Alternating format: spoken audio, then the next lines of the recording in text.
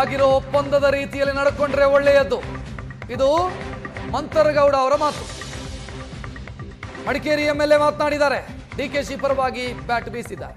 ಯಾವ ರೀತಿ ತೀರ್ಮಾನ ಮಾಡುತ್ತೋ ಆ ರೀತಿ ನಡ್ಕೊಳ್ಳಿ, ಮಾತು ಏನಾದರೂ ಕೊಟ್ಟಿದ್ರೆ ಆ ಮಾತಿನಂತೆ ನಡೆಯಲಿ ಅನ್ನೋದು ಮಂತರಗೌಡ ಕೊಟ್ಟಿರುವಂತ ಸ್ಟೇಟ್ಮೆಂಟ್.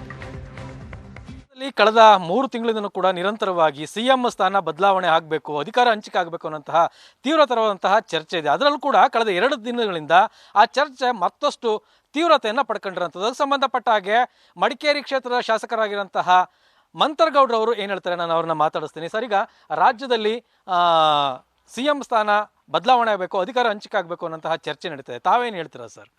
ಈಗ ನಾವೇನು ಹೇಳೋದು ಅಂತಂದರೆ, ಪಾರ್ಟಿಯವರ ಹೈಕಮಾಂಡ್ ಅವತ್ತಿನ ಸಂದರ್ಭದಲ್ಲಿ ಏನು ತೀರ್ಮಾನ ಮಾಡಿದ್ರು ಅವ್ರನ್ನೇ ಕೇಳಬೇಕು.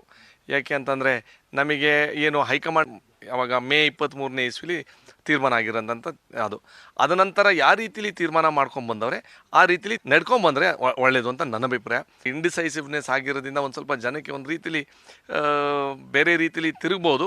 ಬಟ್ ನಮಗೆ ಅಂತೂ ಏನು ಸ್ಪಷ್ಟ ಏನು ಅಂತಂದರೆ high command what ever they decision, ನಾವು ಅವ್ರ ಜೊತೆಲಿ ನಾವು ನಿಂತ್ಕೊಂಡಿದ್ದೀವಿ. ಅಲ್ಲ, ಬಟ್ ಈಗ ತಾವು ಏನು ಹೇಳಿದ್ರಿ, ಮಾತುಕತೆ ಏನಾಗಿದೆ ಅದರಂತೆ ನಡ್ಕೊಂಡ್ರೆ ಒಳ್ಳೇದು ಅಂತ, ಅಂದರೆ ಅದರ ಅರ್ಥ ಏನು ಅಧಿಕಾರ ಹಂಚಿಕೆ ಆಗಬೇಕು ಅಂತ? ಅಲ್ಲ, ನನಗೆ ಗೊತ್ತಿಲ್ಲ ಯಾವ ರೀತಿಲಿ ನಡ್ಕೊಂಡಿತ್ತು, ಯಾವ ರೀತಿಲಿ ಅವ್ರು ತೀರ್ಮಾನ ಮಾಡಿದ್ರೆ ಅದೇ ರೀತಿಲಿ ನಡ್ಕೊಳ್ಳಿ.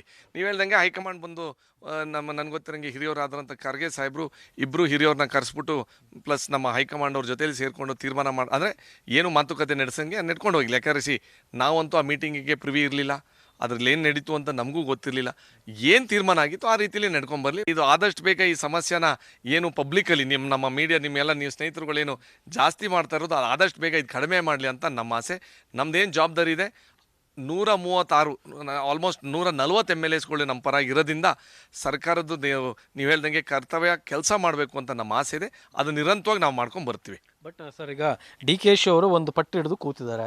ನಾನು ಕೆಲಸ ಮಾಡಿದ್ದೇನೆ ಪಕ್ಷಕ್ಕಾಗಿ, ನಾನು ಮಾಡುವಂತಹ ಕೂಲಿಯನ್ನು ಕೊಡಲಿ ಅನ್ನೋಂತಹ ಹಠವನ್ನು ಹಿಡಿದಿದ್ದಾರೆ. ಹೇಳ್ತೀವಿ ಎಲ್ಲರಿಗೂ ಅವ್ರ ಸಂದರ್ಭದಲ್ಲಿ ಅವ್ರವ್ರ ಲೆವೆಲಲ್ಲಿ ಆಕಾಂಕ್ಷಿಗಳು ಪ್ಲಸ್ ಆಸೆಗಳು ಇದ್ದೇ ಇರ್ತದೆ.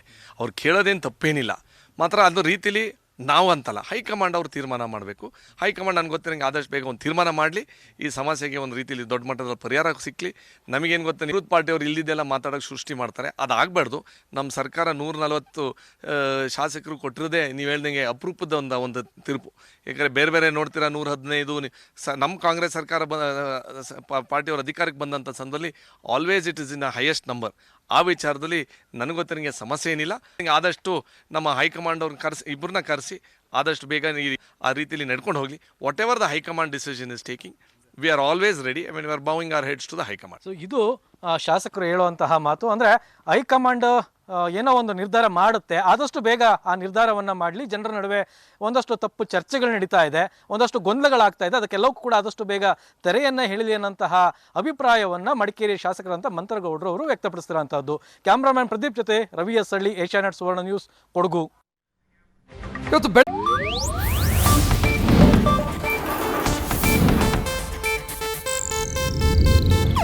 ಇದು ಏಷ್ಯಾನೆಟ್ ನ್ಯೂಸ್ ನೆಟ್ವರ್ಕ್ ಪ್ರಸ್ತುತಿ.